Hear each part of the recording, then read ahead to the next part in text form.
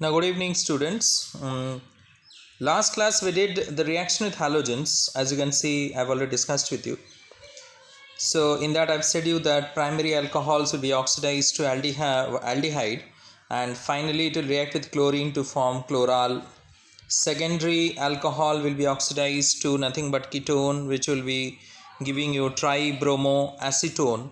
And tertiary alcohols are not oxidized by halogens, that I have said you, due to the absence of alpha hydrogen atom. Now we are going to continue from the Victor-Meyer's test. Now see, already we have completed the chapter. Now we have come to the distinction between the alcohols, that is primary, secondary and tertiary alcohols. Let me tell you, we have done the distinction, already we have done the distinction. That is a Lucas test, we have done it already. In the Lucas test, you have seen it that tertiary alcohol gives turbidity or milkiness immediately with Lucas reagent. Secondary alcohol, after some time it gives, and primary alcohol does not give at all.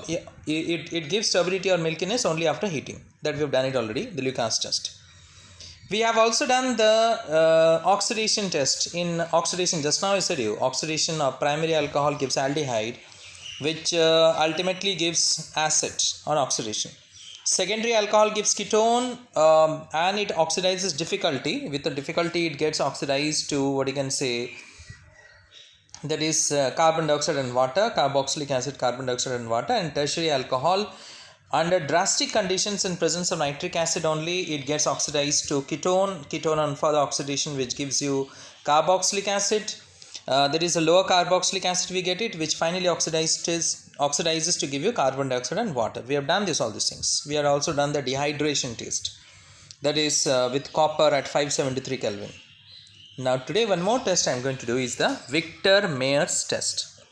Now in the Victor-Meyer's test, what we do is that is, let us say you are being given an unknown alcohol and three unknown, suppose you are given 3 test tubes, let us say 3 test tubes you have been given, and you have to find it out which is primary, which is secondary and which is tertiary. Before going to the reactions, let me tell you the observations what you will be getting it. Final observation.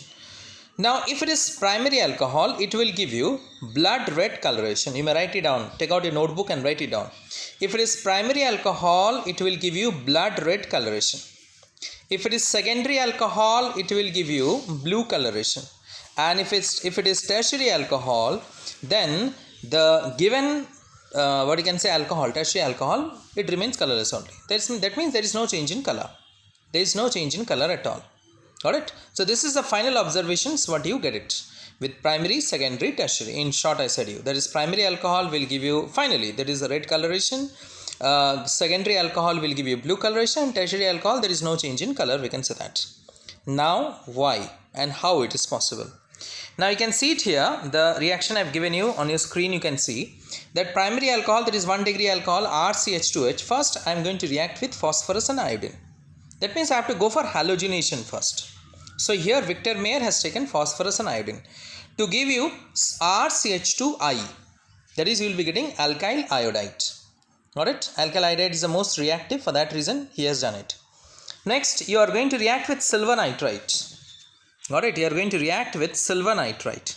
On reacting with silver nitrite, you get a 1 degree nitroalkane RCH2NO2. which on further reaction with nitrous acid HONO or HNO2 will give you nitrolic acid RCNO2 double bond NOH, which on further reaction with NaOH alkaline medium, which gives you blood red coloration. Alright, so write this equation. You can see, you will be understanding it. Write the equations. First you will get iodide, then you will get nitroalkane, then you are going to get nitrolic acid, which further on reaction with NaOH. NaOH means in alkaline medium you will get a blood red coloration. Now what happens with secondary alcohol and tertiary alcohol? Let us see. I have already said you that it will give you blue coloration. Now with secondary alcohol, you see R2CHOH, secondary alcohol, same thing reacts with phosphorus and iodine, will give you iodide, same thing R2CHI. Same thing it reacts with silver nitrite to give you 2 degree nitroalkane R2CHNO2, which further react with nitrous acid to give you pseudonitrile. There what you got? Nitrolic acid, isn't it? You got nitrolic acid with primary alcohol, that is RCN2 double bond NOH, nitrolic acid. What you get it here? Pseudonitrile. and reaction with NaOH will give you blue coloration. When alkaline medium will give you blue coloration. Now with tertiary alcohol, same thing. With P plus I2 you get alkyl iodide. With AgNO2 you get 3-degree nitroalkane, and with HNO2 no reaction. Why? Due to the absence of alpha hydrogen atom. Due to the absence of alpha hydrogen atom, no reaction takes place, and with further NaOH, no color change. So hence, with tertiary alcohol, in Victor Meyer's test, there is no change in color. I hope you understood this particular one. That is what is happening here. Got it? I hope you understood this. Now, next is you will see that preparation of methyl alcohol I have given you. That is a Bosch process. I felt it's important, because I have talked with you ethyl alcohol, how can you prepare it by fermentation reaction, and with molasses and all those things. We have done it in the previous video, I have told you. But methyl alcohol I haven't said you, Bosch process. Now here what we do is that we will be taking, that is red hot coke, and we'll pass it through steam. Got it? Red hot coke, we are passing it through steam. When red hot coke is being passed through steam, then what we get it is that we get, that is nothing but water gas. The temperature is 1573 Kelvin. As you can see, red hot coke is being passed through steam, you get, that is nothing but water gas, CO plus H2, an equal volume of carbon monoxide and hydrogen. That you can see it. Fine. So nowadays we are preparing in this way only, the methyl alcohol, that is manufactured, as you can see it. So next, after that, what we are going to do, we are going to pass methane over water. Got it? It is being passed over, not water, rather I should say steam. Got it? Water gas which is obtained is passed over steam. Got it? Where the partial oxidation of methane takes place in presence of nickel as a catalyst, and 1273 Kelvin to give you carbon monoxide and hydrogen. CO plus 3H2. Now this is not a water gas. Water gas is CO plus H2, equal volume of carbon monoxide and hydrogen, which you got it in the first step. Got it now? Now next is, after that what you will do is that you will take this CO plus 2H2, clear, which is being formed. That is, the mixture is being compressed approximately 200 to 300 atm pressure, and then passed over a catalyst consisting of, you can see on the screen, zinc oxide, chromic oxide, or you can take copper oxide. Alright, at 573 to 673 Kelvin will give you methyl alcohol. In this way, methyl alcohol is being manufactured.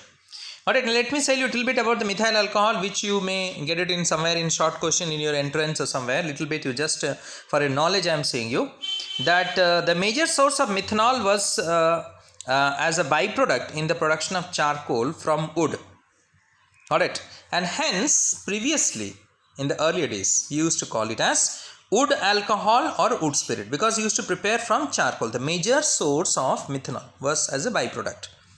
It occurs in nature in the form of esters. We are getting methanol. How?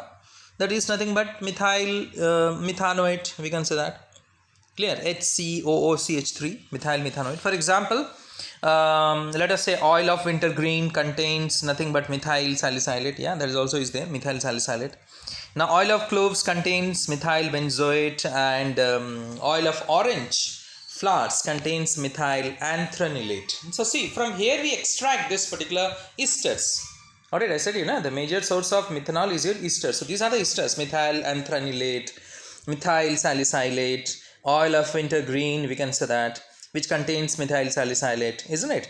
Then oil of cloves, lawang, which is said to be as long, which you can say this in Hindi, that is known as methyl benzoate it consists of. So these are the source. So previously we used to call this as, what I said you, wood alcohol or wood spirit. In the earlier days we used to call it as. Okay, fine. Now next we will come to, that is some more important things I will tell you. You note it down, all these things. There is very important things I am going to say you.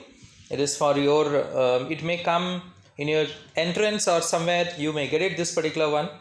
There is properties of methyl alcohol. Let me say you. Now properties of methyl alcohol, some very important properties I am going to say you now. It is extremely poisonous when taken internally or absorbed through skin. Even in relatively small amounts, it causes blindness. Alright, methyl alcohol. You have read it in class 10, this particular one. In ICSE student they have studied. Even CBSE also, I think they have studied this particular thing. On account of this property only, it can be used to make ethyl alcohol unfit for drinking purposes, because ethyl alcohol consists, methyl alcohol has an impurities, it is not fit for consumption. Next is, it is a good solvent for oils, fats, etc. It cannot be dried or anhydrous calcium chloride with the formation of CaCl2.4CH3OH. Even ethyl alcohol also cannot be used, mind it.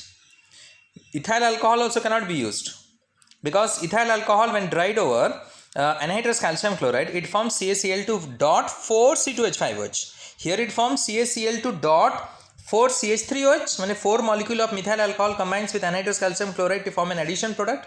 Here 4 molecules of ethyl alcohol also formed with an also reacts with anhydrous calcium chloride to form an addition product. So anhydrous calcium chloride cannot be used as a drying agent either for drying methyl alcohol or ethyl alcohol. In both the cases it forms an addition product. Next is that if you want to see the test of what you can say methyl alcohol, then I told you already that methyl alcohol, what you find is that when heated with red copper wire and is dipped in methyl alcohol and taken into test tube, a pungent smelling gas is given out. That is nothing but formaldehyde. You have done it, na? Ethyl alcohol, primary alcohol, dehydration test. The primary alcohol when it is heated with copper at 573 Kelvin, what do you get it? You get nothing but ethanol, isn't it? You have seen the reaction. Similarly, same thing. Instead of ethyl, you take methyl now. What you will get? You will get formaldehyde. Formaldehyde has got a characteristic smell. Alright. And one more thing is that remember that methyl alcohol does not give iodoform test. That's a distinction from methyl to ethyl. See, I have written there at the bottom. You can see methyl alcohol does not give iodoform test. What is iodoform test? I am going to come to it. Now another one I will tell you of test of methyl alcohol. Please write it down. I don't know whether you are writing it or not. Please write it down. On warming with little salicylic acid and with few drops of conc H2SO4, methyl alcohol gives a pleasant smell due to the formation of methyl salicylate. Just now I said you, which is oil of what? Wintergreen. This smell is associated with most of the toothpaste. Correct? That is Dabur Lal toothpaste or all the Ayurvedic toothpaste. You can see this sort of smell you will be getting it. Alright, and even in many of the toothpaste we are getting in the market, that is Colgate, that also you will be getting it. Oil of wintergreen. You can see on the box it is being written there. That is methyl salicylate. Alright, so it is very simple what I said. Methyl alcohol, salicylic acid, conc H2SO4. You will heat it. You will get a smell of nothing but methyl salicylate. This reaction is otherwise known as esterification. We have done it, na? Alcohol when is heated with conc sulfuric acid and carboxylic acid, it gives you what? It gives you esters, which is called as what? Esterification. Same thing here also I am saying. It's nothing new. Instead of ethyl alcohol, I am saying here methyl alcohol. Understood? That's it. So hence don't get confused. It's not nothing new. Just I am saying you methyl alcohol plus concentrated sulfuric acid plus a carboxylic acid. Let us say salicylic acid. I have taken it here. So what I will get it? Methyl salicylate. Alright, which is oil of wintergreen. Suppose if I take your acetic acid, then what will I get it? What will I get? Methyl alcohol plus conc sulfuric acid and acetic acid. What will I get? I will get methyl acetate. That's it. We can say that. Clear? In this way. Now, next is some properties of ethyl alcohol also you note it down. Ethyl alcohol has got a characteristic pleasant odor and a burning taste. Its specific gravity means density is 0.8, which is lighter than water. It is a very good solvent for oils, fats, resins, gums and inorganic substances like phosphorus, sulfur, then what more, iodine, yes, and caustic soda also dissolves in it, little bit of. Absolute alcohol is hygroscopic in nature. I am going to come to it. What is absolute alcohol? Hygroscopic, you understand? It absorbs moisture and turns into liquid. We can say that. Clear? And when it changes in hygroscopic it does not change its state. Deliquescent changes the state. Hygroscopic does not change the state. That is, absolute alcohol is liquid. It absorbs moisture and it remains in the liquid state only. I am very sorry. Ethyl alcohol is has an intoxicating effect. That you must be knowing it, isn't it? When it is drunk and it causes intoxication. Alright. It's readily oxidized by the system and therefore an immediate source of energy it is being they are getting it. Unlike methyl alcohol, it is not poisonous, ethyl alcohol. But when methyl alcohol and ethyl alcohol are mixed, it is poisonous. Alright. So I hope you understood this thing. Thank you very much.